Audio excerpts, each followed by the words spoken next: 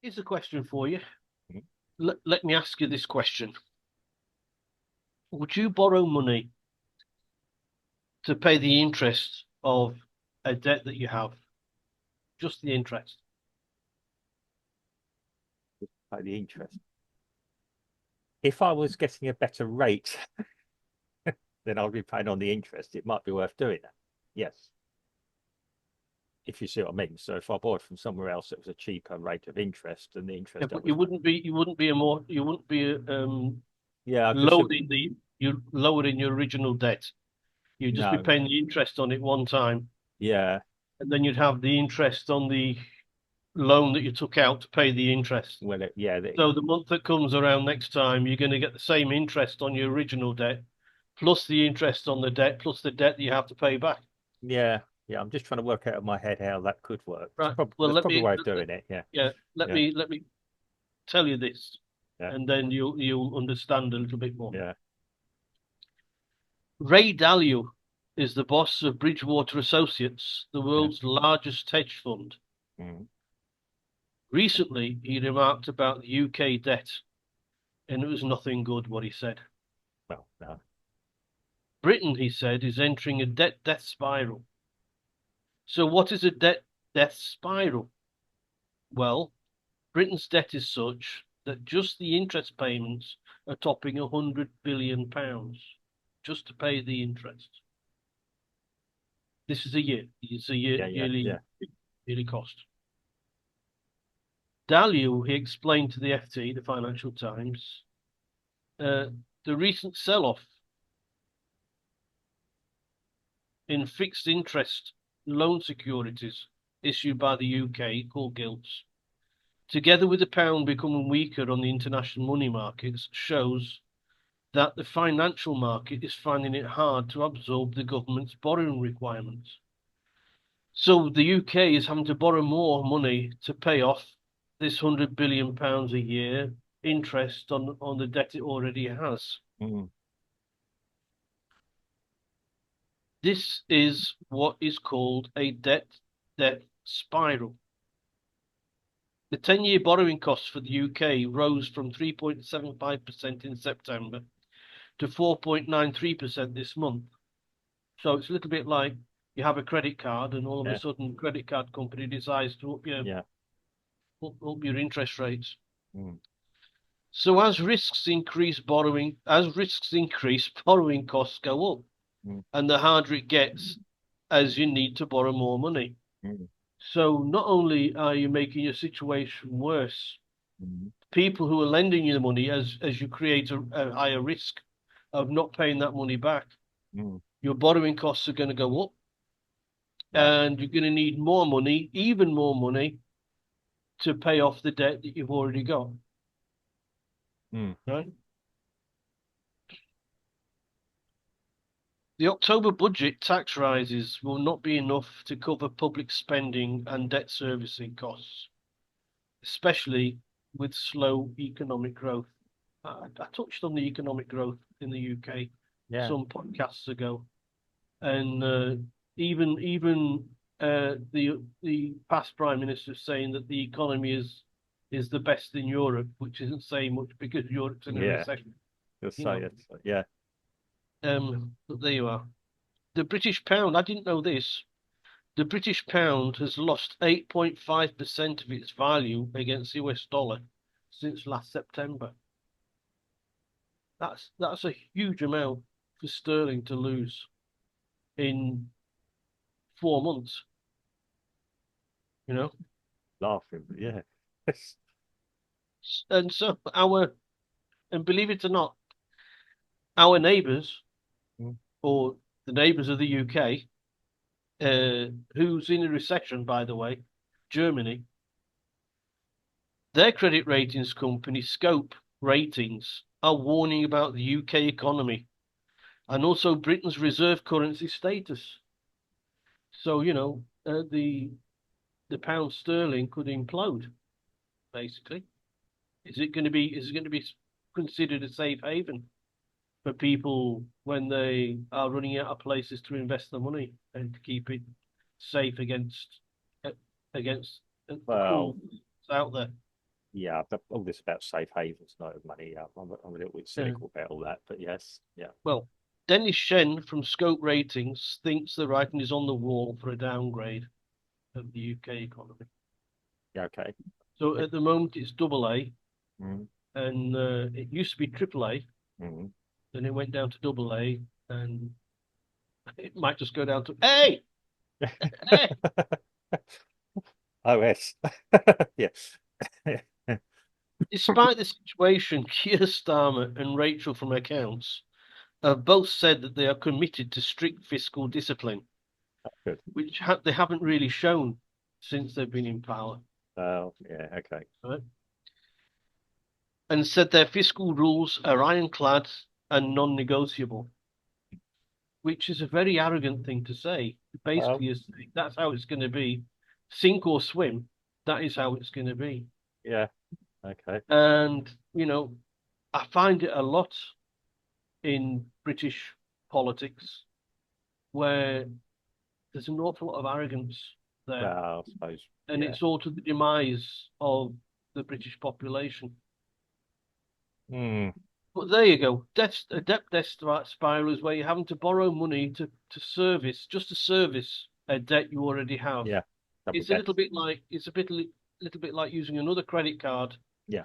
to pay off just the interest of your last credit card, Mm, and you just get yourself another debt because the interest on your second credit card is going to come back the month later, and the the new credit card is going to have the debt mm, and it's going to have the interest on top of that. And yeah.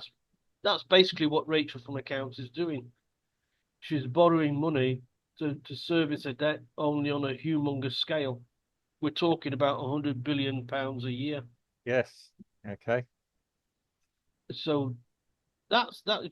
Throw that on your lap and let's see what you got to say. Now that you know what a debt a A double debt debt, yeah. spiral is, Yeah, yeah, I know. Yeah. If I, you're I, using a I, debt to pay a debt, yeah, I know. Yeah. Sometimes it's used to be, well, to hide things or, yeah, or people do benefit from it. But yes, it's, I've yeah. never known anybody benefit from it. Well, I don't know. I mean, The it's, debt, if the debt remains and you're adding another debt to pay off a debt to try and yeah, service a debt, it never works out yeah. right. I mean, it's debt consolidation, which is something totally different, admittedly. Yeah. But I No, mean, you've that's, been watching too many telly adverts. well, no, I'm only saying it's not saying I would, yeah, you can put all your debts in one place and it's one payment. Yeah, there are ways of doing things, but yeah, but it's well,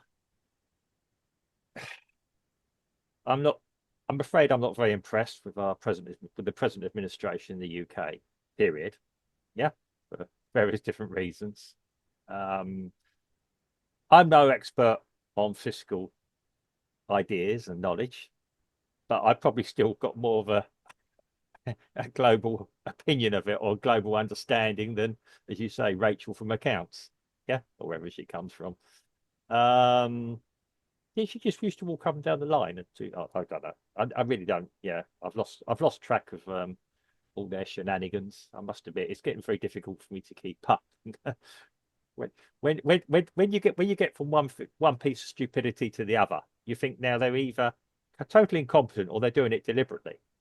And yeah, I think they're too consistent to be genuine. So I don't know. Yeah.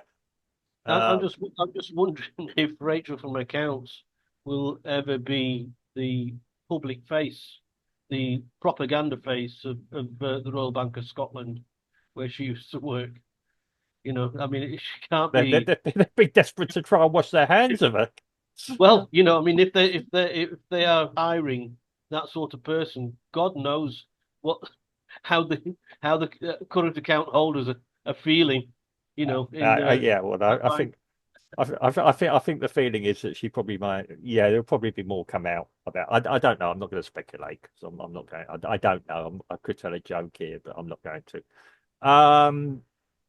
Yeah. Now, again, yeah, I know from personal level. Now, I'm going to be a little bit optimistic, given something that we probably both read this morning by somebody, a mutual friend, that the UK still has enough talent and enough capability and people with foresight and people with imagination to build up again and make it out the present situation. Let's put it that way. Yeah. We could be leaders in Europe. Yeah. Um, yeah. No, I'm being optimistic here. I have to be optimistic. I'm not going to talk my own country down. Yeah, I'd like to say, I do say to people, well, it might be a bit of a long burn, but if you invest in the UK, we still have talent there. We still have capabilities.